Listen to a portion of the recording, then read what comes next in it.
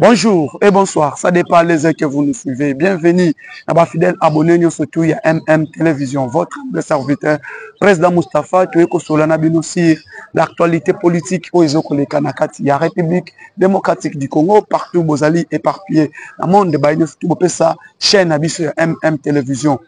Tant il y a Kolanda Bisso, il y a s'abonner, il y a partager. La situation sécuritaire et la situation politique. Qu'est-ce qui se passe avec l'arrestation du général Yav?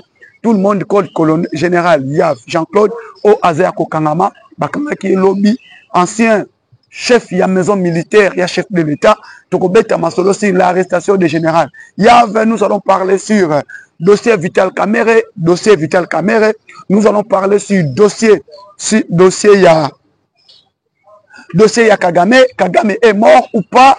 Je vais parler de ça ici. Boyeba était sur l'état ya Paul Kagame, mais tokomeka ko expliquer ba Kongomani nyon surtout au Bolandaka chaîne ya MM Télévision. Continuez de s'abonner, continuez de vous abonner, continuez de liker l'émission, continuez de partager nos émissions oyo ekosala biso malamu mingi. Lelo oyo ezali kambo ya kolobela tête moni ete ba information ezoko circuler sur la mort ya Paul Kagame.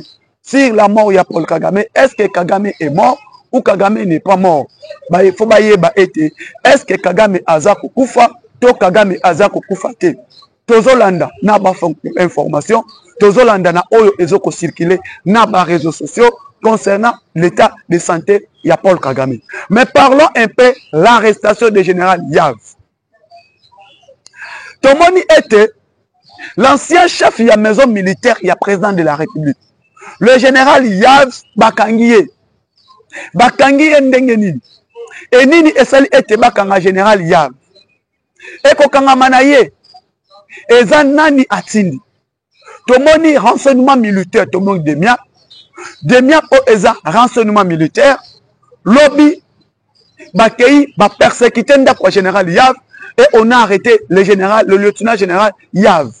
Le lieutenant général Yav, il est cité na Babi Ebele. Babi Ebele au Azar Kombo na Ezoko Tangama. Ndebo komo na journée ya lobby, le général Yav était arrêté. Tolobaki yango munoko nanganga. Na lobaki ete bakondi Ebele bakokangama. Dossier ya Este Oyo. Il y en a beaucoup de gens, il y aura beaucoup de gens qui seront arrêtés. Na dossier ya Este. Na dossier ya insécurité na kati ya République démocratique du Congo, na dossier ya Est ya République démocratique du Congo, tozomona sir kokangama ya batu ebele, kokangama ya ba officier ebele, ebele oyo boyebi ba officier, ebele oyo boyebi ba généraux, eza ebele oyo ba kombo na bango eza kotangama, e ko kombo na bango ndenge eza kotangama, kombo na bango eza tukumukamate etuku mufungwe, tumukamate etuku mufungwe. Nde bomoni le général Yav, il est aux arrêts. Et qu'est-ce qui fait que non? Le général Yav, Bakangaye. Nini esali ete Bakanga général Yav. Et nani mutu apesi instruction sur l'arrestation du général Yav. Et général Yav, dossier o ekangiye. Dossier o esengi ete Bakangaye. E bandi ndenge nini. E bandi ndenge nini. E bakangiye tomoni ete mbala moko Nandolo. Le général Yav se trouve Nandolo. Ba memi mbangu jusqu'à Nandolo. Et awa wa bokoyeba. Bokoyeba si général Yav. Et général Yav est qui? Général Yav azalaki nani? Yango moni tozoloba ete bitumba ya este o tozobunda. De plus en plus tozokobunda. De plus en plus tozokoavancer bokomona kaka. Lobby bozu telle localité, lobby wana kuna M23. Ayesu ko renverser. Tozu lelo este a. Lobby tozu localité oyo. To ko avancer to récupérer de telle localité. Demain après demain, le M23 récupère encore. Le M23 fait des retours en force. Or, il y a des officiers au sein de l'armée,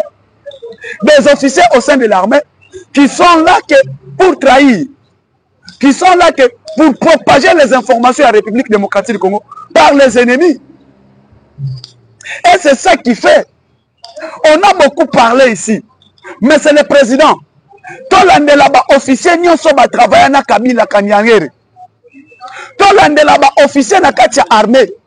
On va travailler na Joseph Kabila. Et ce qui Tolande Libango, neto koya koyeba, qui est qui au sein de l'armée? Nani azanani? Na lobaka yango mikolo leka. Le général d'armée tango fort. A koki ko trahir te. Le général d'armée, Kumbaki Sakani Tango fort, ce n'est pas lui. Lui, il n'est pas au commandement de l'armée. Dans le Bayango, général Tango fort, Kumbaki Saka, il ne plus Nakati wana Yabatoyo, Bazana commandement ya armée. D'ailleurs, Missa Batu général Tango fort, il n'est pas au chaîne de commandement. Mais le général Tangofo, il est inspecteur général des forces armées. Lui, il est en administration.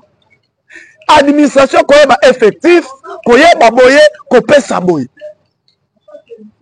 Général Tangofo, a Kokzala concerné, na Makambozo Leka, na état-major général.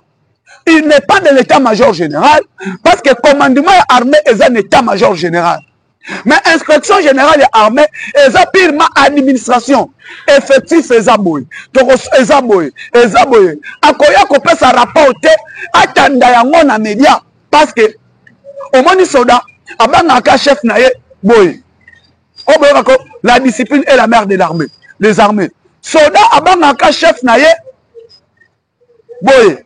Mais ce cas en front, soda a été chef au moutelier en bon, on a barré. So batu baye baraté. Soda abanga chef neboy.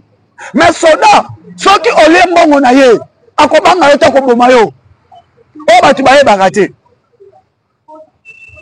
O batu baye baraté. Soda soki ayoki na ligne de front. Ngana ala la libanda mutalia kambongo na ngaye. Papa bakoboma yo.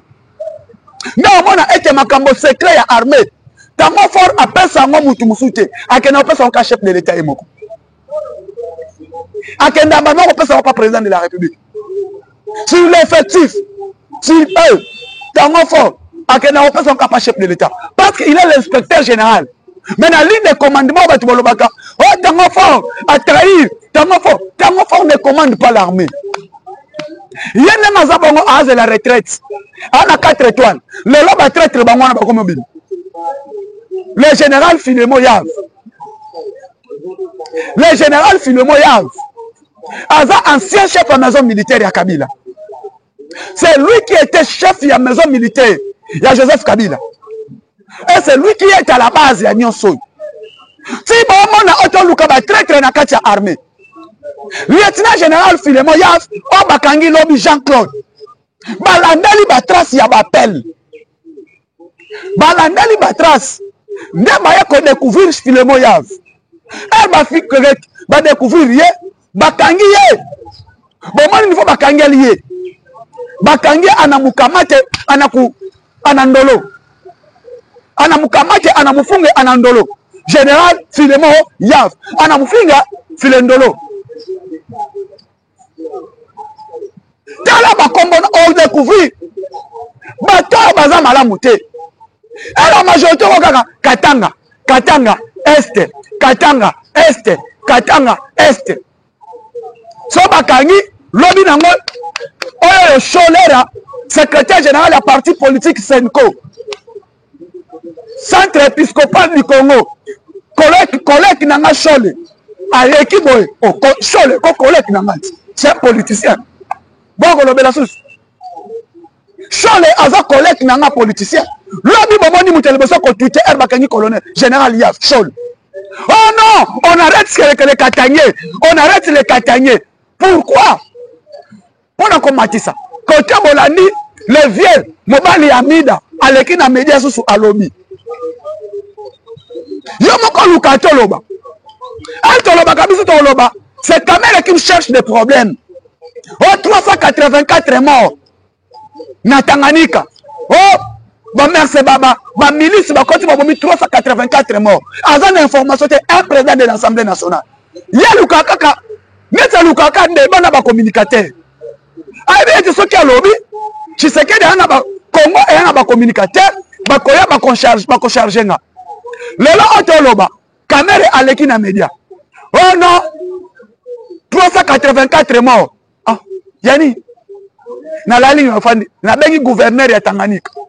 Mais c'est le gouverneur. Qu'est-ce qui se passe dans Tanganyika? Moustapha, il n'y a rien. Ah! Mais papa, il y a un papa, ma soraya, oh, Alukanine. Hein?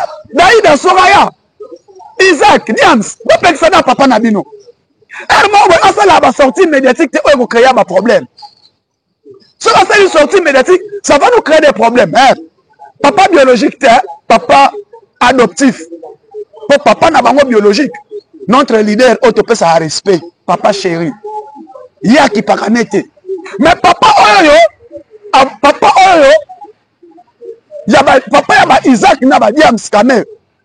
Sortie médiatique, est-ce qu'il a vérifié? Maintenant, il y a contradiction entre Vital Kamerhe et le gouverneur. Contradictoire entre Yen et le gouverneur. Papa Massoraya a lobby, oh non, 384 morts. Gouverneur a l'équipe, a lobby que non, c'est faux. Et là, comme côté, il n'y a pas de ministre. Donc, il va créer un ministre entre Yon et Christian Mwando. C'est quand Yon Oluka Kimi était Ponani. Ça, bisous ton lobby, oh, tu es la même poli. Oh, ma communicateur est IDPS. Je suis le communicateur de la République. Moi, je n'ai pas. Je parle de la République. Je suis le communicateur de la République. Je suis ici pour parler de la République. Baba Kambaza intérêt faut que Vital Kamerhe a lobate.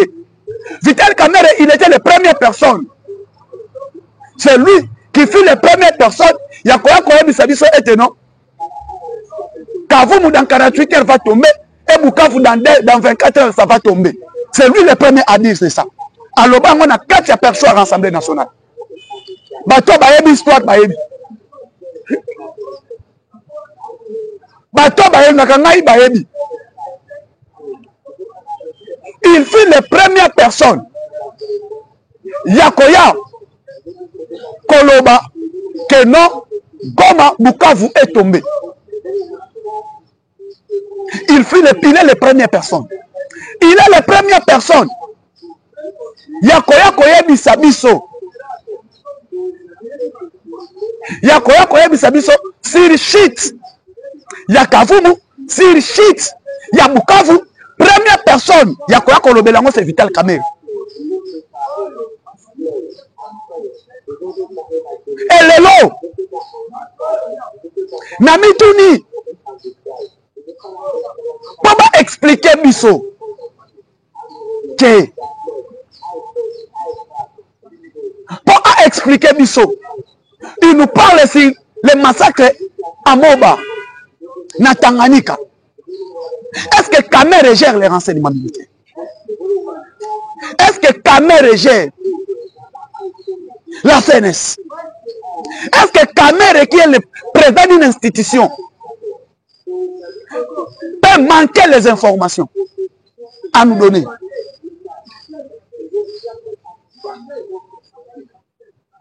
Et Lelo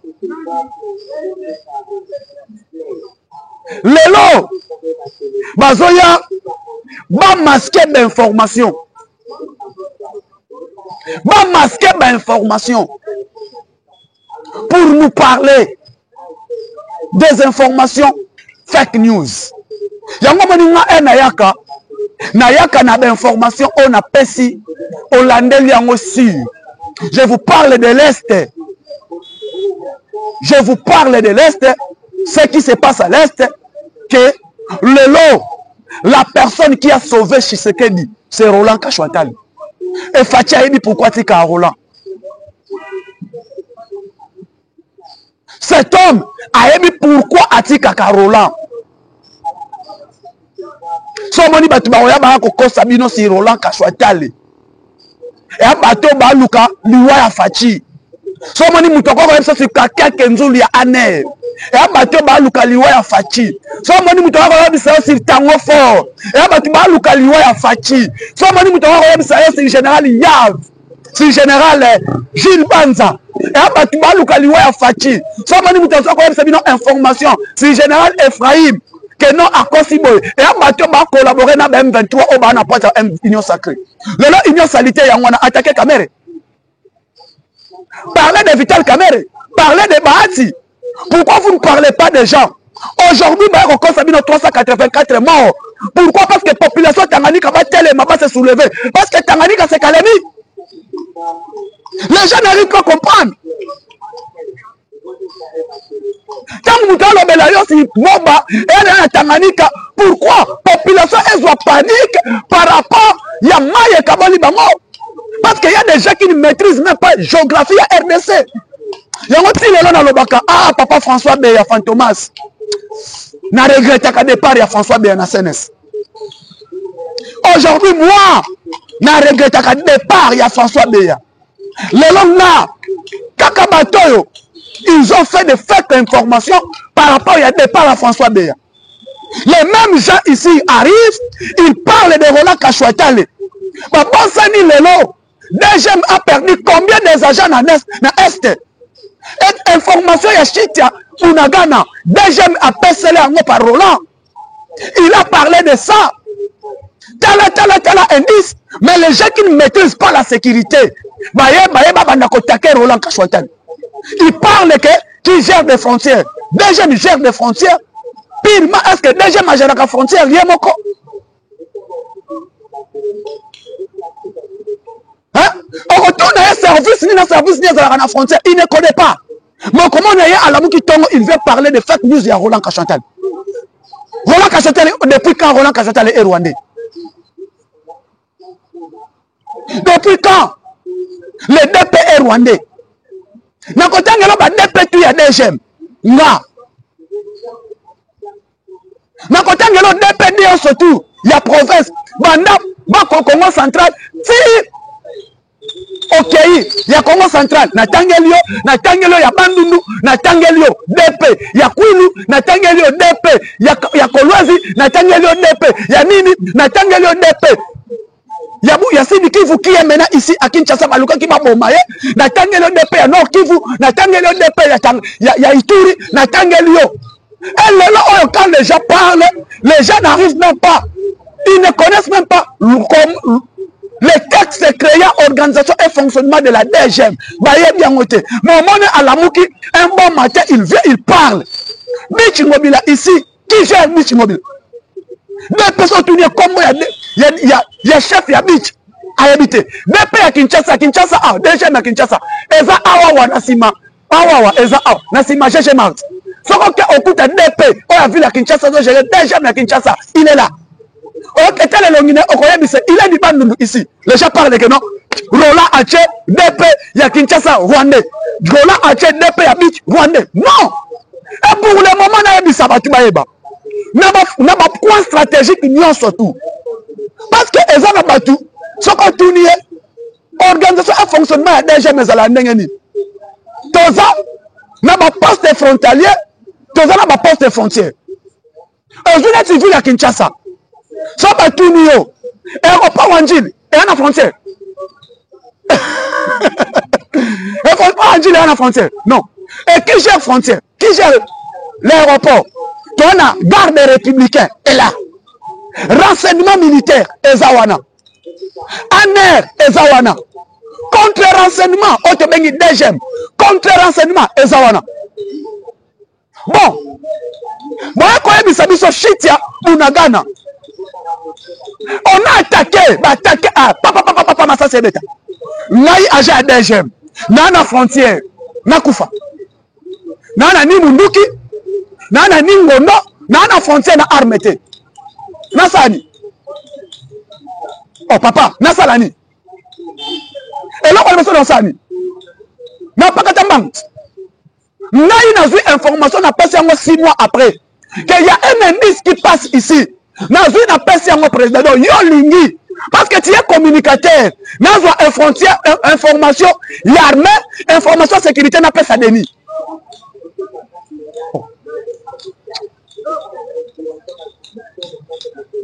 Deuxième, à de la police des frontières, aux en la frontière. Police des frontières, Moussanenine, qu'on a la caisse, tout ce qui est les informations aux Taliban. Parce que les gens ne comprennent pas. Aner Asalaka renseignement na Katamboka.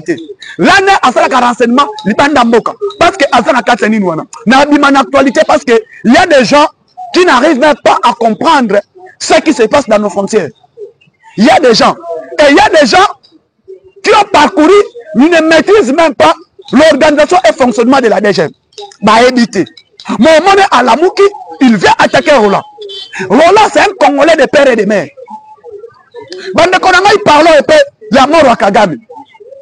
Hein? Lobby, Edouard Maningire Ndungire est remplacé comme celui qui cible l'intérim à Rwanda. Pendant la période, il y a malade, il y a Kagame. Parce que dernière sortie médiatique, il y a Polo, mon pasteur, il y a Congo Bozawapi.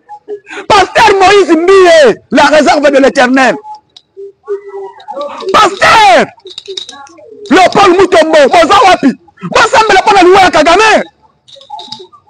Oh, mais mon pasteur Bozawa, pasteur Walesa. Pasteur Walesa. Il y a déjà que la Moussa est bembé na Londres. Au conseil de l'État pour Kagame Akoufa. Pasteur Mukuna. La évêque Mukuna. Pasteur Michael Ambaye. Ah, pasteur Maman Emi Koutino. Maman Emi Koutino. Mais ma bonne de nos accueils Tirbo. Pasteur Tirbo, le prière à Tirbo. Pasteur Wallo. Motinda moto, prière à moto. Lelo kaka oyo na yo kaka Kagame akufi na osombela bino ba champagne. Na osombela bino ba champagne. Nzambe ya Moïse Mbiye, Nzambe ya Apôtre Mbiya Ozawapi ya Bethel. Nzambe ya retour à la parole. Avec Pascal Mukuna, vous êtes où? Mozo yo kawapi Kagame za malade botinda prière bala moko kufa. Hein? Ba Congolais bozo sambela te. Bon sambela ka elange kima. Bon sambela pe Kagame akufa. Lelo online na yoki ke Kagame akufi na 8h. 8h 5 minutes. Nako kabelo mo sinanga. Pour jour moko.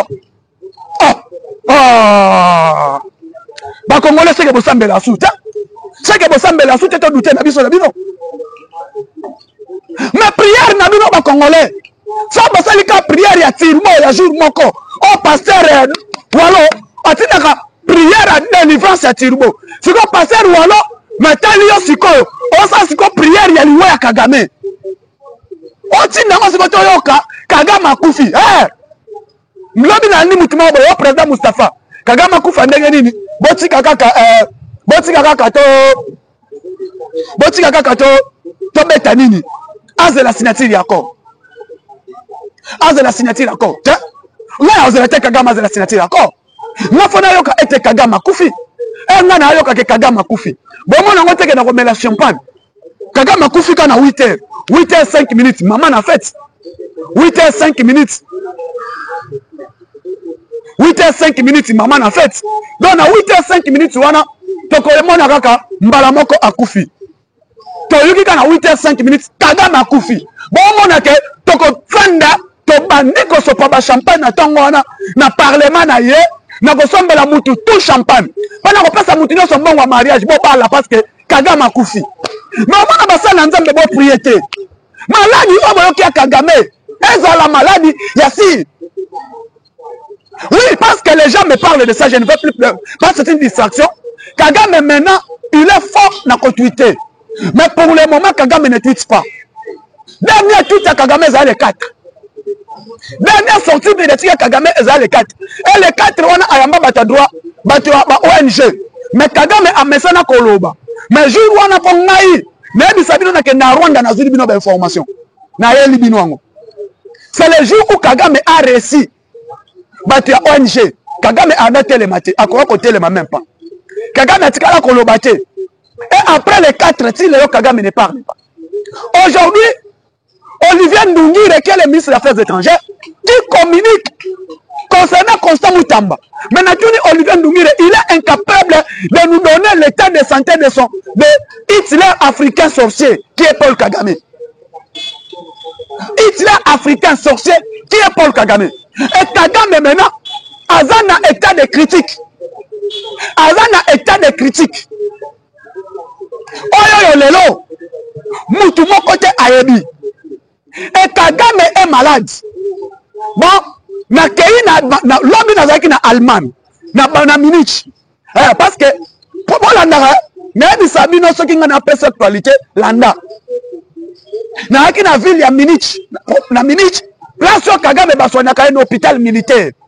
Je ne peux pas te donner le nom de l'hôpital par rapport à mes informations que je garde. Kagame na kati Munich place à soins de santé. Kagame a un problème sérieux. Il est malade. Mais il est convalescent. Il a un problème, il y a opération basale ya mutu. Oye boma vient na biso kunutu nanga papa nanga imutomboli kembe. C'est le même opération basali Kagame. Basale yango mbala liboso na 2021. On voit que communiqué ebimi Kagame est mort. Basale opération wana. Le même opération wana basali yango. Mais hier santé Kagame c'était aggravé. Mais bon on a même na kati ya Rwanda, ils ont un problème. Parce que dès qu'on annonce que Kagame est mort, il y aura un massacre encore entre les Hutus et les Tutsis. Raison pour laquelle Kagame na Sénat, il y a une constitution rwandaise et un Congo, parce que le même éloko Kagame a copié pour n'a appelé ça pas Kabila. Dès qu'on va annoncer la mort brutale de Kagame, et qu'on risquait ça la tapage beaucoup makas. Même les médias rwandais, bango moko bali nga baye ba été président na bango azana Itani. Et je vous informe aujourd'hui, Kagame n'est pas mort, mais Kagame est mort diplomatiquement. Kagame est mort politiquement. Na scène politique, Kagame a zobuma. Et il y a deux questions Kagame a zobuma dans la tête. Kagame fuit les Américains par rapport à la signature de l'accord. Wana, chose à la cacao. Kagame a zobanga signature de l'accord de paix. Et cet accord de paix, et cause de la mort comme il a Kagame abatama. Yami Balé n'a soit personne de traitement dans minute. Soit que Kagame a qui veut signer accord. Moucho opinion sur accord président. Moucho opinion sur accord singa. Que à s'y met intérim, il va signer l'accord. Il va signer l'accord. Et l'accord, aujourd'hui, Tshisekedi fait trembler le monde. Tshisekedi a l'Elisabatu kaka. Azo l'Elisabatu. Et Batouana va la matin, midi, soir. Batouana va la matin, midi, soir. Pourquoi Kagame aujourd'hui a commis une incompatibilité? Oh non, boy. Mais Olivier Ndungire, offendi, ministre des Affaires étrangères à Rwanda, il parle de Moutamba dans les médias comme si Balongi Moutamba Kouy. Mais je vous parle ici. Monsieur Vital Kamerhe Lwakaniki King. N'a pas encore respect. Tu étais la première personne à parler que j'ai su le choix du chef de l'État être président de l'Assemblée nationale. C'est vous qui avez parlé de ça. Au bout d'une audience au Bimi, le président a fait mon choix d'être président de l'Assemblée nationale par rapport à l'intellectuel Nangaï. Tout le monde dans l'union sacrée est intellectuel. Et ça a porté des divisions, c'est de l'union sacrée. Aujourd'hui, M. Vital Kamerhe, vous étiez les premières personnes à nous dire si shit ya Bunagan, si shit ya Bukavu et à Kavu. Au personne n'a jour, n'a pas air, et qu'il est intact. Aujourd'hui, il y a information wapi. Aujourd'hui, il y a information wapi. Et le lot, on le bel sur Moba. Massacre ya Moba, oh, il y a Kalemi, oh, le bel 384 personnes qui sont massacrées. Les mêmes au lobby, gouverneur de Tanganyika, avec contredire qu'il n'y a aucun mort dans la Tanganyika. Aucun milice dans la Tanganyika. Bande koto ke wapi. Oh, on a l'obaka. Batu musu ba on contredire yango. Mais nazo bisabino que Vital Kamerhe c'est lui le père. Il y a division, il y a présidium à Union Sacrée. Parce que le là qui nous dit Manara, Didier Kamere, ma propos à l'Obaka, mais moi je place le cas au contredire Didier Kamere. Soit aux zones Saya Nanzela. Mon commandant Boye, au Bimi, au Pesa, à cause de Pesa information, oh est que normalité. Quand Olobaki était Kavumu est tombé, va tomber dans 48 heures. Et dans 24 heures, il y a Chit à Bukavu. Oya Bisabiso, aux sa gouverneur militaire. Pour expliquer Jolie Luboya, pour expliquer l'Assemblée nationale, un gouverneur militaire, pour faire explication dans la Assemblée nationale, pendant que le province est en état de siège. Oyo oza na droit.